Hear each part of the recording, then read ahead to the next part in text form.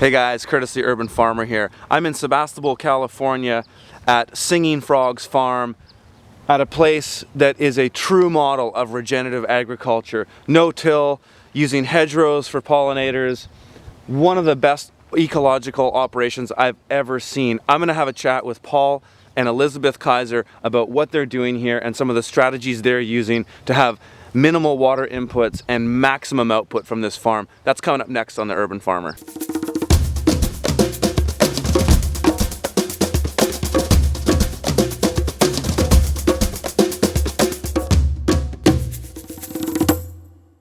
I wanted to ask you guys a couple things.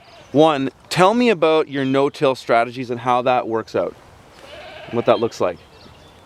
We've been doing the no-till about 6 years, and we love that we're cutting the crop out and then putting in the compost pile and throwing down fresh compost and transplanting right in. Of course, fresh compost goes down only if we have a heavy feeder going in. If it's a light feeder, we can skip the whole compost phase and just keep going.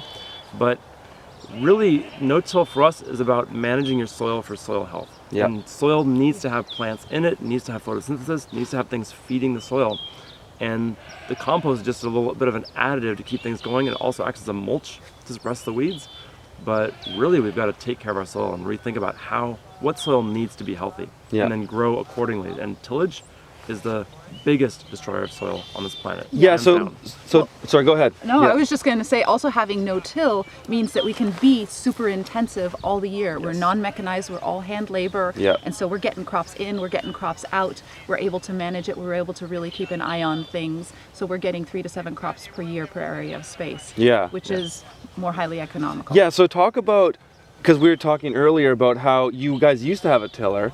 Talk about some of the things that you've seen as the net benefits of going to where you are now with no-till to where you were before when you were tilling. Well, the quality of the soil is just so much better. What about the products? We just saw the photo of our soil from 8 years ago. The soil was just this bone dry, tan, gray. Yeah. That's now field 3. Rich, dark black soil. It's this beautiful, luscious soil that has just this health in it, and this life, and biological life, and fungal life. And it has allowed us to go from 3 hours of drip irrigation twice a week down to 20 minutes of drip irrigation twice a week in peak summer heat. So 40 minutes of watering per week in California in the summer. That's absolutely incredible. That's a real testament to this. Because of the organic matter. It's the organic matter level in the soil and the ability of that soil to hold the water and to make it efficiently used by the plants. Right, and so you were talking before, because I have this weed called field bindweed, and so you've got some of that here. Talk about that a little bit, and how, because that's the kind of weed, I've made the mistake, I was telling you guys earlier, that I rototill some area with field bindweed and then it was everywhere. So you still have it here in some of the fields. We have pretty much every kind of weed and every kind of pest, but they're all under control. And all in balance. They're in balance. They're in balance, so they're not a problem for us. And the funny irony was that the one field we have the bindweed in that's the worst is a field that we used to rototill the most back when we first started. And that rototilling is what created the bindweed problem. The other fields that we never disked in, never tilled in, never rototilled in, they don't have bindweed. There's no problem there. It's amazing. It's amazing. So there's another thing that is really unique to your guys' farms that I don't see on a lot of farms, like intensive farms like this, is you've got this way of using hedgerows, and you're bringing in pollinators, and there's also some other benefits to those hedgerows. So maybe talk about that. You want me to talk about the beneficials that are there? All of it, Fantastic. So we think about beneficials and pest insects just like predators and prey.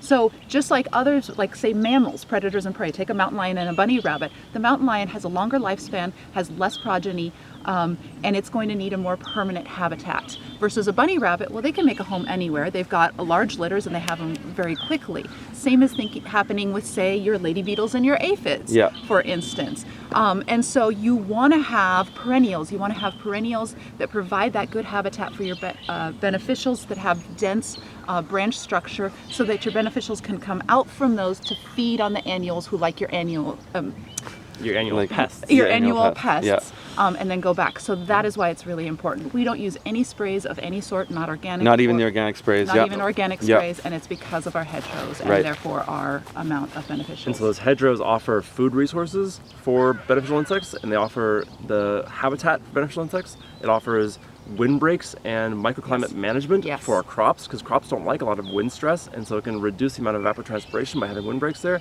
The hedgerows also provide frost protection. Believe it or Yes. not, we have a 5-foot hedgerow at about 3 degrees of frost protection for up to 20 feet to the side Because of it. when the frost is rolling down the hill, that's sort of a buffer for that. Sometimes, Exactly. sometimes not. Yeah. Sometimes Yeah. it's really just about managing the air masses, and those hedgerows can hold the air mass in close, and so the air mass itself doesn't change temperatures much. Even if it's not necessarily an uphill-downhill thing, it's just it holds the air masses together. Yeah. A couple So years you have a ago, lot more management of your climate.